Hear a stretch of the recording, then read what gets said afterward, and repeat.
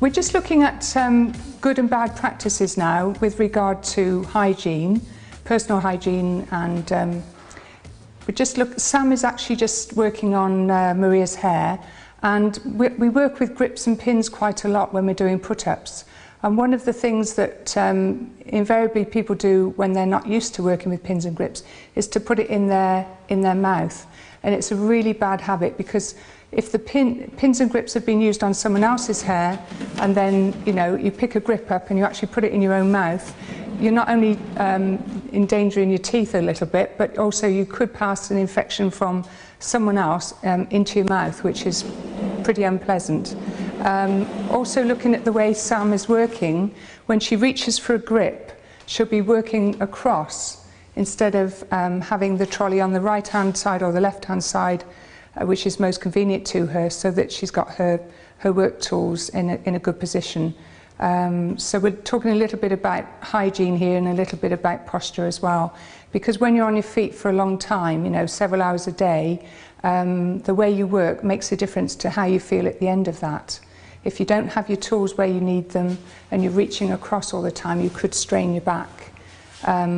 We've got an adjustable chair here which Sam can use if she finds the client's at the wrong height, which is another useful thing, because if you don't do that kind of thing, what can happen is you get backache from leaning over your client because they're at the wrong height for you.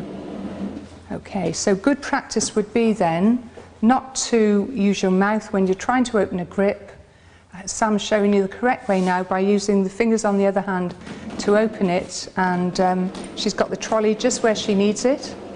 Okay, so she's not straining her back or her side trying to reach tools and equipment, and you can see there she managed the job just as easily by using her fingers rather than the teeth.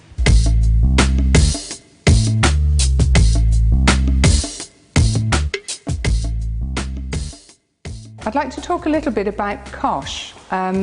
You'll hear that a lot while you're on the course. It's control of substances hazardous to health. A lot of the things that we use in a hair salon are hazardous if we breathe them in, if we get them on our skin, etc. And we gave you an example of wearing gloves and an apron, but it isn't just using the product, it's how we store it and how we dispose of it as well. One of the things that we have to do all the time is recognise that things are harmful to us if we breathe them in.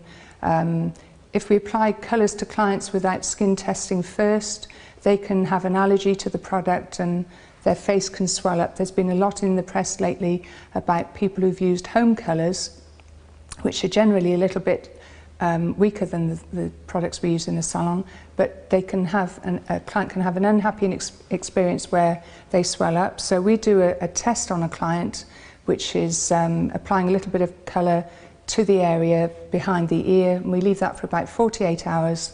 If the client doesn't have any allergic reactions, then we can go ahead and colour.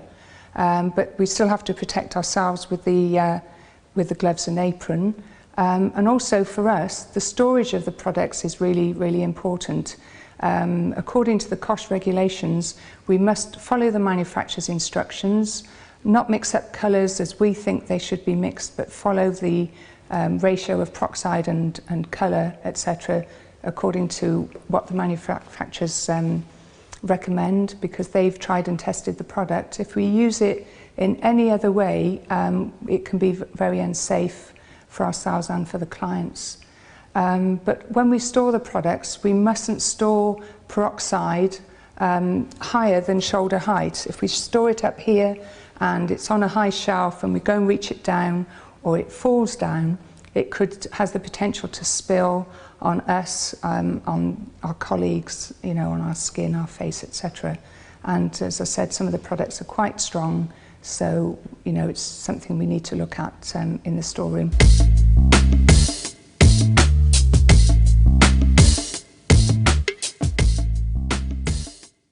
Posture is important.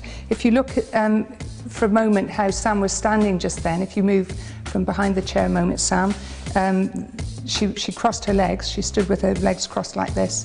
It's something that we all do, quite innocently, but again, it can twist your hips, it can over time really affect you. If you stand more on one knee than the other, you'll find that your knees will ache after a while. But really what we must do when we're cutting a client's hair is to, as far as possible, sit down on a stool, adjust it so that we're at the right height for the client. There will come a time when you'll have to stand up when you're cutting the top of the hair, but cutting stools, some people seem a little bit reluctant to use them, but over time they will save long-term injury to the top of the spine, so they are to be recommended. So Sam has learnt to, she's been here for a year now, like Maria, so she's learnt the things that are good and the things that are not so good to do. What have you found strange, you, Sam? Have you found anything in particular that gives you more aches and pains than you would normally expect to have?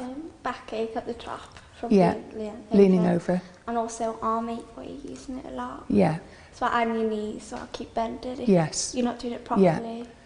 Okay, and apparently if you're standing for a long period of time, if you just go up onto your toes, which you might think, oh, someone will see me and it'll look silly, but if you do that, it just helps the circulation in the ankles, which is something to be considered, because if you're standing on your feet for several hours a day, what happens is all the blood stagnates around the ankles. Your ankles can swell a little bit, and you know, when you go to walk off anywhere, you know, you think, oh dear, I ache from the you know, from the knee down really. But yeah, so posture is important. The way you sit and stand and work really is important. Obviously over time your muscles build up and you don't ache quite as much, but yeah.